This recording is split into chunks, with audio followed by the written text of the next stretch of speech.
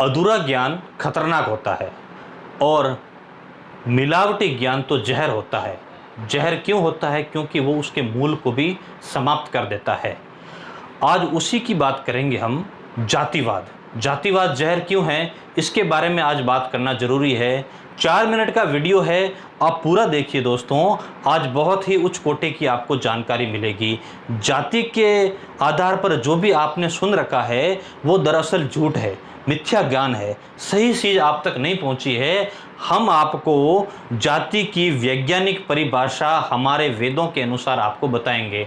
आज जो जहर फैला हुआ है समाज में वह मिथ्या धारणाओं की वजह से फैला हुआ है।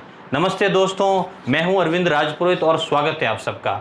दोस्तों, जाति की जो परिभाषा है, भगवान मनु कहते हैं मनुस्मृति में कि जातियां मैंने नहीं बनाई, मैंने वर्ण बनाए। जातियां ईश्वर बनाता है, जातियां जन्मजात होती है।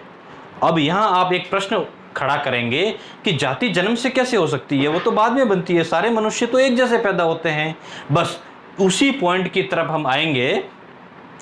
दरअसल जाति की जो वैज्ञानिक व्याख्या है मनुस्मृति में दी गई है और वेदों में भी दी गई है। वेदों के आधार पर ही मनुस्मृति में आई है।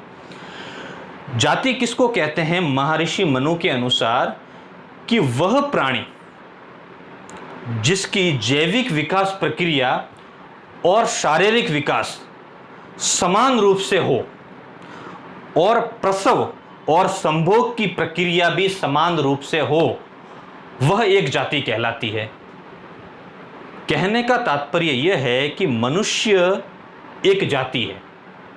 संसार में कहीं भी मनुष्य है, इंडोनेशिया में हो, अफ्रीका में हो, ऑस्ट्रेलिया में हो, भारत में हो, पाकिस्तान हो, वो सभी 750 करोड़ लोग हैं, वो एक जाति कहलाती है।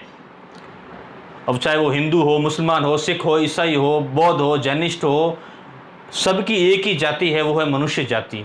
अब कोई कहेगा मैं पुरोहित हूँ, मैं चौधरी हूँ, मैं शर्मा हूँ, मैं वर्मा हूँ, मैं सिख हूँ, ये सब सरनेम है, उपसर्ग है, जाति नहीं है। जाति जन्म से होती है। और महर्षि कपिल सांख्य दर्शन में क्या कहते हैं कि समान प्रसवात्मिका जाति ही, ये एक सूत्र है सांख्य दर्शन का, यानी कि समान प्रसव व्यवस्था के दौरान जब प्राणी अपने जैसा ही एक प्राणी पैदा करता है वह एक जाति कहलाती है। मनुष्य अपने जैसा ही मनुष्य पैदा करता है प्रसव प्रक्रिया के दौरान, तो वह एक जाति कहलाई। उसी प्रकार गाय एक जाति है, घोड़ा एक जाति है, मगरमच्छ एक जाति है, ऐसे ऐसे सभी प्राणी एक जाति है और उसको वैज्ञानिक लोग प्रजाति भी कहते हैं। इसलिए महर्षि मनु ने जाति की बहुत ही बढ़िया परिभाषा मनुस्मृति में दी है। जाति एक वैज्ञानिक आधार है जो मनुष्य अपने साथ में लेके पैदा होता है। मनुष्य जब जाता है तो उसको पूछना नहीं पड़ता कि वो मनुष्य है क्या, क्योंकि वो उसकी जाति उसकी पहचान करवाती है कि ये मनुष्य है। गाय जाती है तो उसको पूछना नहीं पड़ता ये गाय है, क्योंकि उसकी जाति गाय है। इसीलिए जाति जन्म से होती है। जाति की वैज्ञानिक परिभाषा अलग होती है। और हाँ, वर्ण जरूर महर्षि मनु ने बनाई, एक व्यवस्था थी, मगर जाति मनुष्य लेके पैदा होता है। दोस्तों, ये जाति की परिभाषा आपको कैसी लगी? सब्सक्राइब चैनल को जरूर कीजिए और आप सभी का धन्यवाद।